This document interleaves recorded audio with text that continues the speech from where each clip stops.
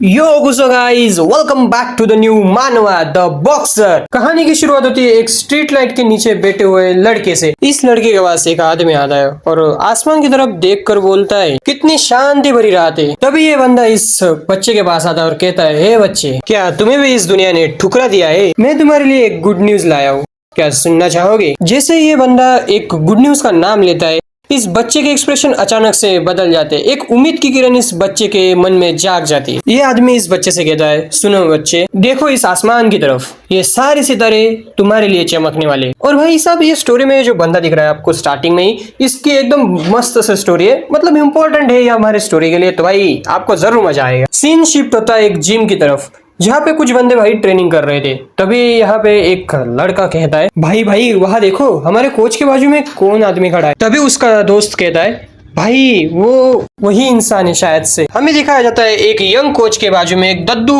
खड़े हुए। हाँ, ये वही इंसान है जिसके बारे में हमें कोच ने बताया था कि ये इंसान हमारे कोच का दोस्त है। इसका दोस्त तुरंत कहता है, हाँ मैंने सुना था कि ये शायद से इनके डिसाइपल की तलाश में आए। अभी हमारे जिन भाइयों को डिसाइपल के बारे में पता नहीं है, तो भाई मैं बता दूं कि भाई एक तरह का उनका स्टूडेंट। इनमें से तीसरा बंदा कहता है कि वो अपने लास्ट स्टूडेंट को ट्रेन करने आए और लास्ट बॉक्सर बनाएंगे। यहाँ पे हमारे दद्दू का इंट्रोडक्शन करवाया जाता है और हमारे दद्दू है भाई legendary trainer of 5 time world boxing championship के बॉक्सर्स के। इनका नाम है के, हाँ सिर्फ के, बट भाई के ये थोड़ा सा भाई मुझे अजीब लग रहा है प्रोनाउंस के लिए, तो भाई इनको मैं दद्दू ही बुलाऊंगा। दद्दू एकदम हमारे फैमिलियर लग रहा है। नहीं, हम देख रहे हैं कि भाई दद्दू भाई और हमारे कोच एक फाइट को एंजॉय कर रहे हैं। सामने की साइड एक फाइट चल रही है और भाई साहब ये फाइट देखकर ऐसा लग रहा है बहुत ही इंटेंस है। बट फाइनली भाई हमारे दद्दू को रियलाइज होता है कि भाई ये फाइट एक तरफा है। ये व्हाइट हेयर वाला बंदा इस बंदे का अच्छे से कुत्ता बना रहा है। यहाँ पे हमारे कोच जी दद्दू को इंट्रोडक्शन करवाते हैं इस व्हाइट हेयर कैरेक्टर का।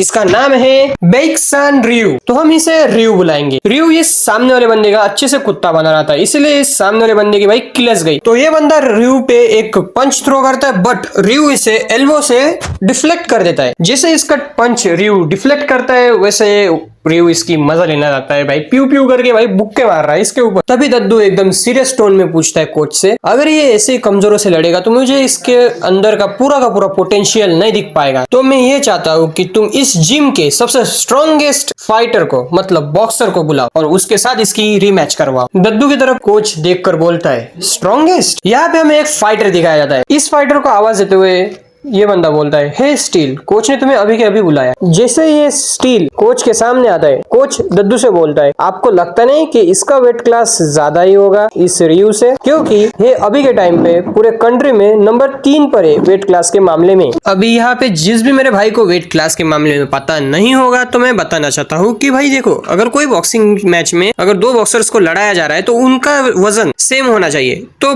फाइट भी बराबर की रहती है। बट इस मामले में इस बंदे का वेट रियू के हिसाब से बहुत ही ज्यादा है। यहाँ पे हमारे स्टील का भाई इंट्रोडक्शन करवाया जाता है। इसकी उम्र है 26 साल। ये सुपर मिडल वेट रैंकिंग में 3rd आता है और इसे प्यार से कहते हैं अल्सो बाल्ड, मतलब गंजा टकला। आने के साथ ही अपने कोच से कहता है बड़े प्यार से, हालांकि इसके एक्सप्रेशन से प्यार से नहीं लग रहा कि आपने मुझे बुलाया। ये टकला बड़े ही अचंभित नजरों से हमारे दद्दू की तरफ देखता है और कहता है, क्या सच में? क्या ये सच में के है? के मतलब हमारे दद्दू यार। इंट्रोडक्शन होने के बाद कोच स्टील को सब कुछ बातें समझा देते कि उसकी मैच रियू के साथ होने वाली। मैच के स्टार्ट होने से पहले ही ये दोनों एक दूसरे की तरफ देखते, बट भाई ये कमीना रियू देखो यार, कंट्री का तीसरा सबसे वजनदार आदमी भी उसके सामने खड़ा है, फिर भी ये देखो बेशर्मों की तरह भाई स्माइल करे जा रहा है। जब स्टील रिंग में उतर रहा था, तब उसका कोच उसे कहता है कि भाई ज्यादा हार्ड मत करना, मतलब भाई साहब रियू के साथ थोड़ा सा बेशर्मी से मत पेश आओ भाई,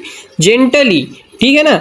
तो भाई इसके जवाब में स्टील बोलता है कि जरूर सर। दूसरी तरफ हमारा रियू भी वार्म अप कर रहा था भाई साहब कि आज फाइटिंग में पछाड़ देंगे, और हमारे दद्दू की नजर रियू के ऊपर ही है। फाइनली दोनों आमने सामने आते हैं और आमने सामने आने के बाद स्टील कहता है, क्यों रियू, तूने हेलमेट क्यों नहीं पहना है?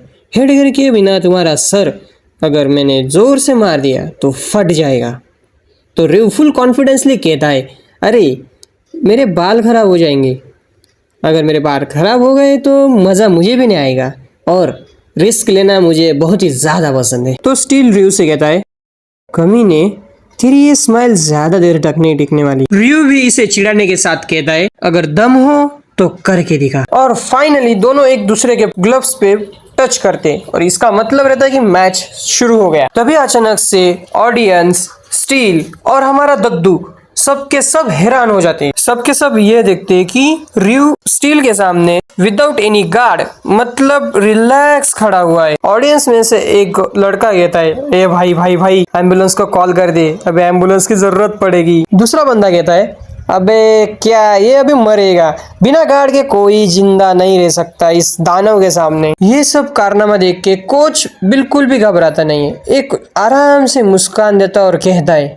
आखिरकार इसने अपना रंग दिखा दिया। तभी हमें कोच का पास्ट दिखाया जाता है। कोच कहते हैं, उस दिन मैं बहुत ही ज्यादा घबरा गया था। उस दिन मैंने एक अलग नजारा देखा मेरे आंखों के सामने, जिसमें इस लड़के की ताकत और इसकी स्पीड एक अलग ही लेवल पे थी। हम अभी प्रेजेंट का सीन देखते, जिसमें रयू स्टील को चिढ़ाते हुए कहता है, ये बॉक्सिंग ही है ना, और मैं अपनी तरह से मूव कर रहा हूँ, तो तुम मुझे अपनी ताकत दिखाओ।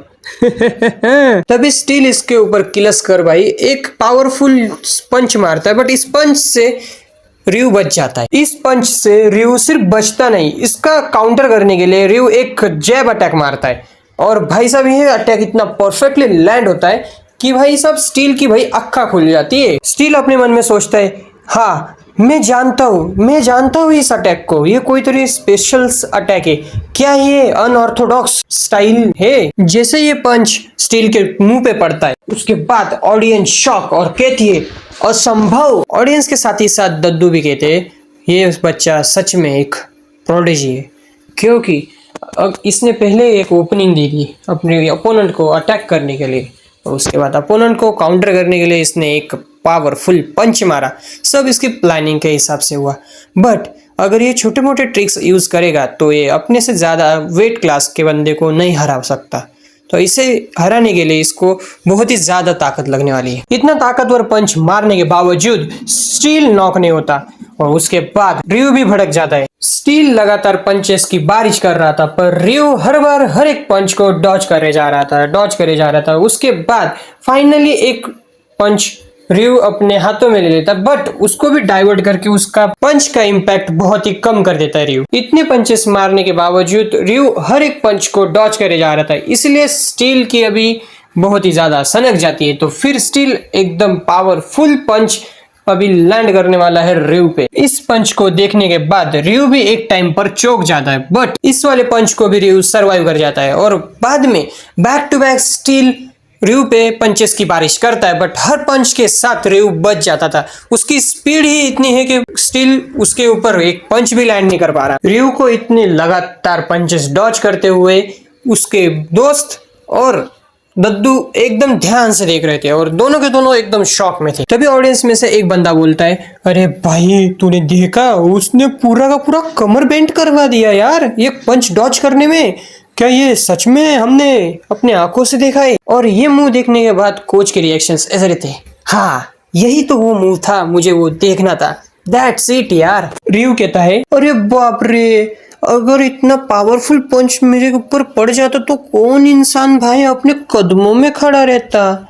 टकले बढ़िया मारा तूने। फिर भी स्टील कहता है, बढ़िया बच्चे। रयू ने इसके साथ बहुत ही ज्यादा मजाक करने के बावजूद रयू इसे कहता है, भाई तूने बहुत ही कोमल तरीके से मारा ना, थोड़ा ताकत लगानी चाहिए थी। स्टील इसे देखते हुए कहता है, मुझे पता है भले ये बिगिनर है, पर मैं मानने के लिए तैयार नहीं हूँ कि इसकी जो भी स्किल्स है एक बॉक्सिंग के लिए वो बहुत ही बढ़िया है, शायद से सच में एक अच्छा फाइटर है। स्टील ये कहकर आगे बढ़ता है, अब सीरियस होने का टाइम आ चुका है। स्टील रयू के ऊपर लगातार अटैक करे जा रहा था, बट रयू कैसे न वैसे करके भाई बच ही रहा था। फुल पावरफुल अटैक करने के बाद फाइनली रयू एक सरप्राइज अटैक करता है, जिसका भाई साहब स्टील को बिल्कुल भी खबर नहीं थी। रयू एक सरप्राइजली अपर कट मारता है, और इस अपर कट की स्टील को बिल्कुल भी उम्मीद नहीं थी। स्टील अपने मन में सोचता है, क्या ये सच में मुझे अपर कट मार देगा?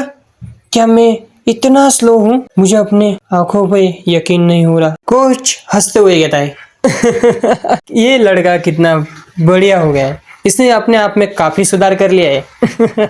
रियू के अपर कट से ज्यादा इतना फर्क नहीं पड़ा था स्टील पे शायद से, इसलिए वो फाइट कंटिन्यू रखता है, पंचेस मारने की ट्राई करता है, बट रियू डॉज ही कर रहा था। तभी अचानक से स्टील नोटिस करता है कि भाई इस रियू की स्पीड अचानक से कैसे बढ़ गई, ये सच में बहुत ही ज्यादा फास्ट हो गए। रियू अपने स्पीड का फायदा उठाते एकदम कस के स्टील के मुंह पे मुक्का मारता है, और भाई साहब इस मुक्के के साथ स्टील कहता है ये कमीना बच्चा इतनी छोटी उम्र में इतना ताकतवर कैसे हो सकता है, कैसे कैसे कैसे कैसे। दद्दू बोलते ये सिर्फ हो रहा है फ्लेक्सिबिलिटी के कारण।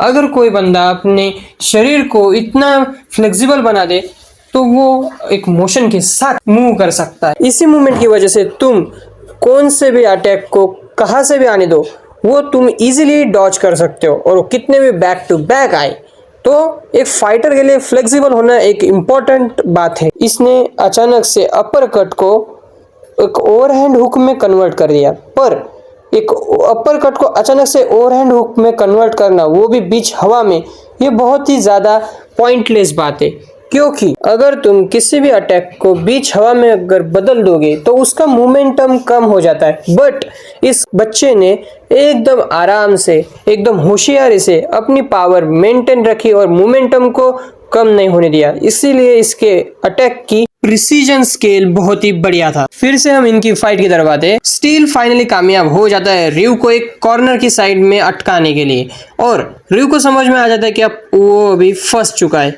तो अभी रियू के एक्सप्रेशंस देखो यार, रियू को अभी पता है वो भाई कब्र में लेटने वाला है। रियू के यहाँ पे एक्सपीरियंस के कम होने के कारण बैंड बज जाता है, और स्टील को उनका कोच कह रहा है कि मैंने तुम्हें पहले ही कहा था कि आराम से फाइट करना। फाइट खत्म होने के बाद कोच पूछते हैं दद्दू से कि आपको वो रियू कैसा लगा, तो कोच बोलते कि हाँ इस बच्चे में पोटेंशियल तो है बट थोड़ी एक्सपीरियंस की कमी है, इसमें वाकई एक लेजेंड बनने की क्षमता है।